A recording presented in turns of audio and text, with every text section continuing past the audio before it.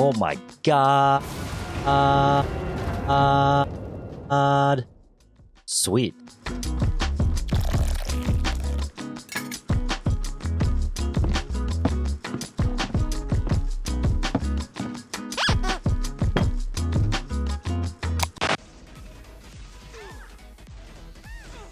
Brock? Let's go! We interrupt your regularly scheduled stream to bring you this breaking news. Because of the constant struggle in rolling good gear, there is a massive shortage of charms. Players are scrambling to grab all that they can before it's too late. Standing by is our correspondent, Fry. He will advise you on all the ways you can acquire equipment, accessory, and artifact charms, including a method that is uncapped and unrestricted by a daily, weekly, and monthly lockout.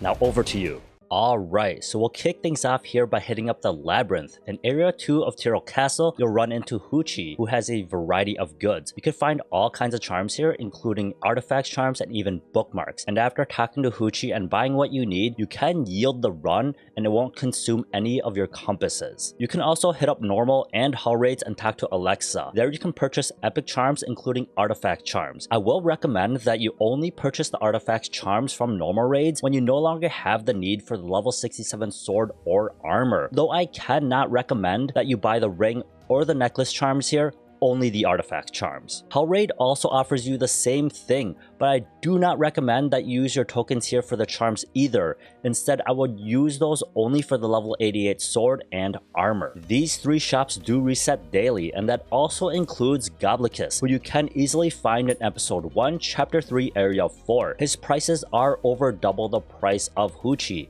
so unless you got some extra gold to burn, you might want to consider skipping this. Alright, hold on. Who are you to be telling people what they should or shouldn't be doing? I think they're smart enough to figure out what they want to do with their own money. Well, of course they are. I'm only giving them a professional opinion after being in this field for 3 years. Do you have proof? Like, do you have a certificate? Okay, anyways, this last daily reset is the world boss. After each attempt, you do have a chance of getting charms inside your reward pool, but this isn't really a reliable way to get charms, just a bonus. Next, the Alchemist Steeple does offer you 4 different methods to get some charms. This includes common, rare, and epic charms. I highly recommend you do this every single week because it is on a weekly reset. I usually extract all the trash I do get from the hunts, but on Sunday nights, I'll usually keep some of it so that I can craft some of these charms on Monday morning. Another method that's on a weekly reset is the Transmit Stone shop. This shop does offer you both artifact and accessory charms. I personally don't recommend this shop because I would rather save my Transmit Stones for molas, eagle fragments, or covenant chests, but that is all up to you. Again, with the opinions, can't you just let them make their own choices? Do you think you're so much smarter than everybody else? Dude, can you just stop? I am just trying to do my job here, alright? Now, every 2 weeks, we do get the Automaton Tower reset, and when you climb the tower, it does give you a decent amount of charms, and that also includes a special charm box, which allows you to choose which type of charm you would like. Another thing that runs roughly every 2 weeks is the side story. In the exchange shop here, you can pick up the Greater Equipment Charm Selection chest. I do highly recommend that you farm this out every single time, as well as the artifact charms. This box works just like the ones from Tower, which allows you to choose the equipment charm of your liking. What? You're not gonna tell them what charms to pick now? I thought you knew it all. You just pick whatever charm you need. How am I supposed to even know what they need? I've had enough of you. Now let's turn it over to our newest intern, Brad. Brad, you're on. Oh, what?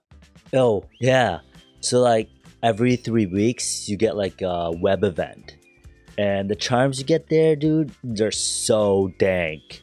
Like, you get equipment and accessory charms. Equipment charms you use on like weapons, helmets, armors, and boots. Yeah. And like accessory charms used on necklace and rings. It's tight. Okay.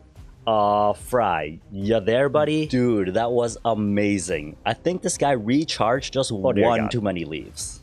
So anyways, on a monthly reset, we have the shops. In the Covenant shop, you can pick up an epic equipment charm for 1 coin. Is it worth it though? That's going to be up to you to decide. Same with the Galaxy coin shop. Here you can pick up an epic artifact charm for 1 coin.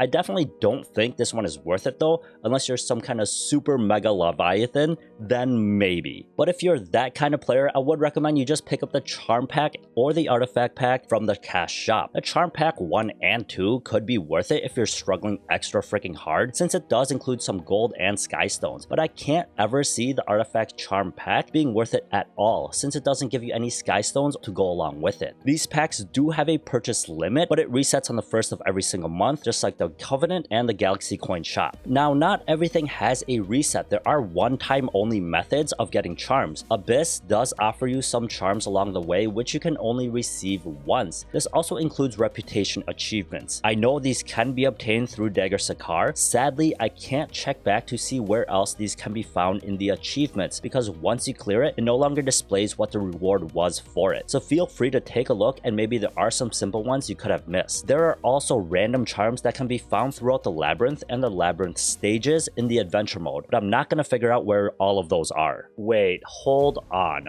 Why don't you have the locations of all the treasure chests? Aren't you supposed to research this crap? Isn't this your job? Dude, you better shut it or I'm leaving and you're gonna be stuck with Brad finishing up this report, man.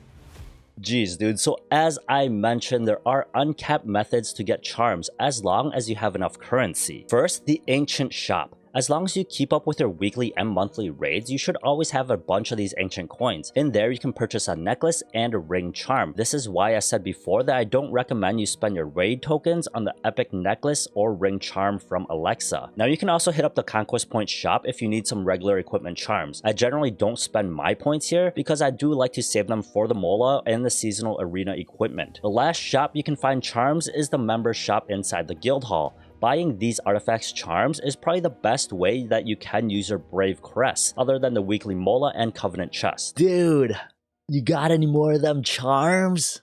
Oh my god, can someone get this guy out of here? So now if you're like Brad and you still need some more charms, well, don't worry because you can actually farm charms. No, this isn't 2019, so you can't farm charms from the challenge modes like we used to, even though I don't think anyone ever did that since the drop rates were abysmal considering the energy cost. But you can farm charms through adventure mode, side story, and the hunts. Now you may be questioning this method and how efficient it actually is, but don't worry, I got you, fam. I farmed Adventure Mode Episode 1 Epilogue Chapter 6 Area 10. I did 103 runs and got 10 charms out of it. So that's about a 10% drop rate on charms, which isn't too bad since you are farming catalyst, fodder, and AP at the same time. Now, I'm unsure if running a later chapter affects the drop rates or not. I don't usually farm these stages, so I don't have any data for it. Now, farming hunts doesn't actually yield any charms unless you are running a pet with a charm skill. A maxed out pet with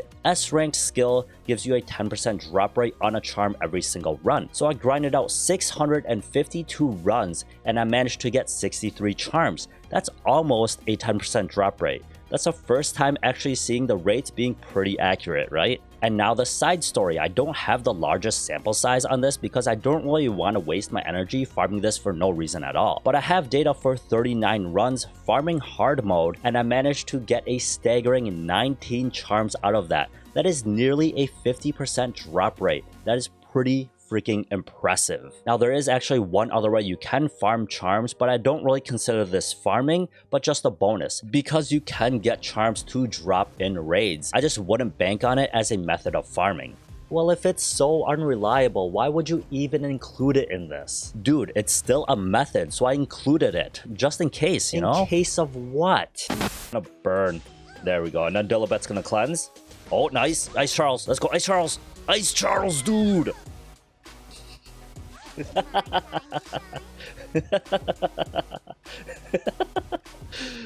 Oh my god.